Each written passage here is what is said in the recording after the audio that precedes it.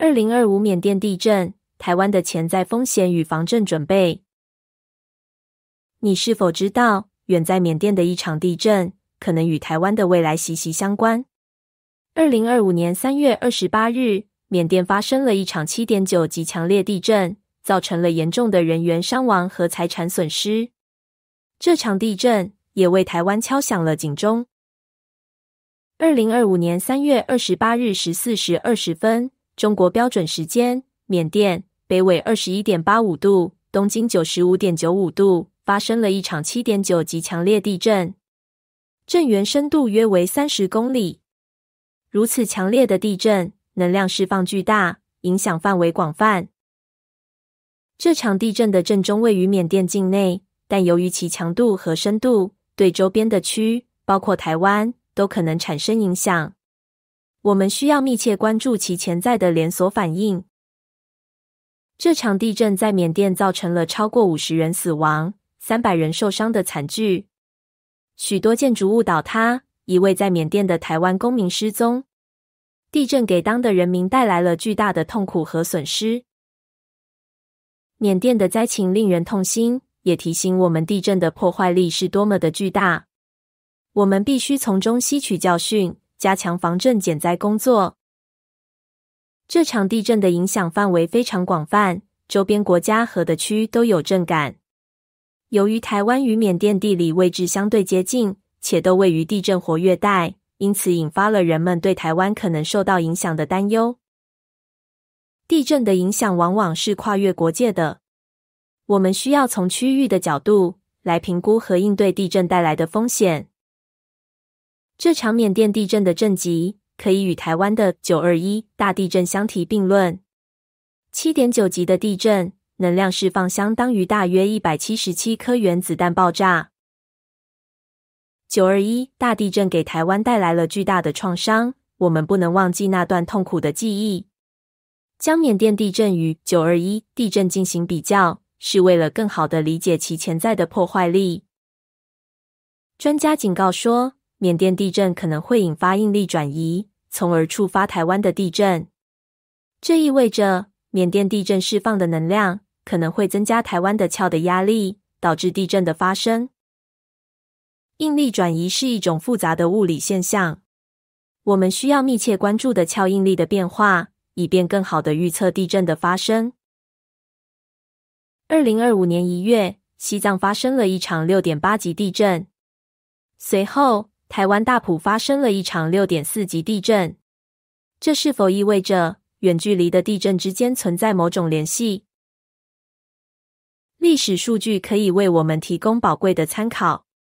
我们需要研究以往的地震案例，以便更好地理解地震之间的关联性。地球的板块构造是一个全球性的系统，板块之间的相互作用维持着地球的平衡。一个的区发生强震，可能会影响到其他的区的应力分布，从而触发地震。地球是一个整体，我们需要从全球的角度来理解地震的发生机制。在台湾921大地震之前，土耳其也发生了一场大地震，这是否暗示着地震的发生存在某种模式？历史的巧合或许隐藏着某种规律。我们需要深入研究地震的历史数据，以便更好地预测地震的发生。尽管我们已经掌握了很多关于地震的知识，但目前我们仍然无法准确预测地震的发生。我们无法确定缅甸地震是否一定会引发台湾的地震。地震预测仍然是一个世界性的难题。我们需要承认我们能力的局限性，并不断努力提高地震预测的准确性。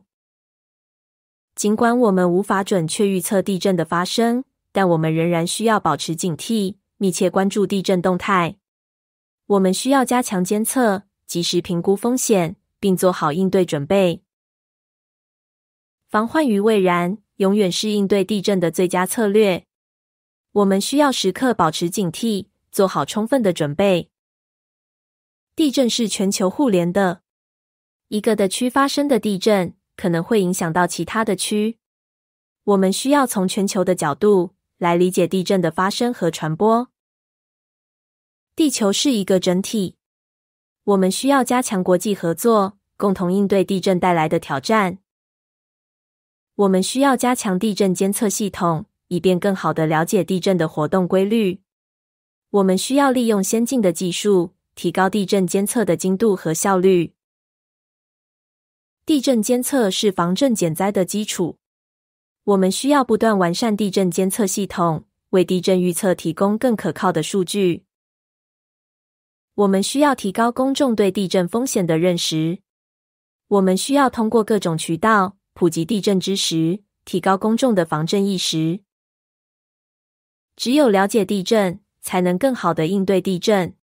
我们需要让更多的人了解地震的危害，以及如何保护自己。我们需要做好应急准备，以便在地震发生时能够迅速有效地应对。我们需要制定应急预案，储备应急物资，并定期进行演练。防震准备是应对地震的关键。我们需要做好充分的准备，才能在地震发生时最大限度地减少损失。里氏震级是衡量地震强度的标准。震级越高，地震释放的能量越大，破坏力也越大。了解地震震级，可以帮助我们更好地评估地震的风险。我们需要关注地震震级，以便及时采取应对措施。浅源地震比深源地震更具破坏性。浅源地震的震源深度较浅，能量更容易传递到地表，造成更大的破坏。了解地震深度，可以帮助我们更好地评估地震的风险。我们需要关注地震深度，以便及时采取应对措施。台湾位于环太平洋地震带上。环太平洋地震带是全球地震活动最频繁的区之一。了解地震断层线，可以帮助我们更好地了解地震的分布规律。我们需要关注地震断层线，以便更好地预测地震的发生。地震预警系统可以在地震波到达之前，提前几秒钟发出警报。这几秒钟的预警时间，可以帮助人们采取紧急避险措施。地震预警系统是防震减灾的重要手段。我们需要不断完善地震预警系统，为人们提供更及时的预警信息。在地震发生时，应立即采取扶地、遮挡、抓牢的措施。扶地可以降低被掉落物砸伤的风险，遮挡可以保护头部，抓牢可以防止被甩出。掌握地震安全措施，可以在地震发生时保护自己。我们需要牢记扶地、遮挡、抓牢的原则，并在地震发生时迅速采取行动。我们需要准备一个地震应急包，里面装有必要的物资，如食物、水、药品、手电筒等。地震应急包可以在地震发生后，为我们提供基本的生存保障。准备地震应急包是防震准备的重要组成部分。我们需要定期检查和更新地震应急包，确保里面的物资能够满足我们的需求。建筑抗震规范可以帮助建筑物抵抗地震的破坏。我们需要加强建筑抗震设计，提高建筑物的抗震能力。建筑抗震规范是防震减灾的重要保障。我们需要严格执行建筑抗震规范，确保建筑物的安全。地震是无法避免的自然灾害，但我们可以通过科学的防震准备，最大限度地减少损失。缅甸地震的发生，再次提醒我们地震风险的存在。现在，请立即行动起来。检查您的房屋是否符合抗震标准，准备好地震应急包，并与家人一起制定应急预案。让我们共同努力，为台湾的未来筑起一道坚固的防震屏障。请分享这个视频给您的家人和朋友，让更多人了解地震风险，做好防震准备。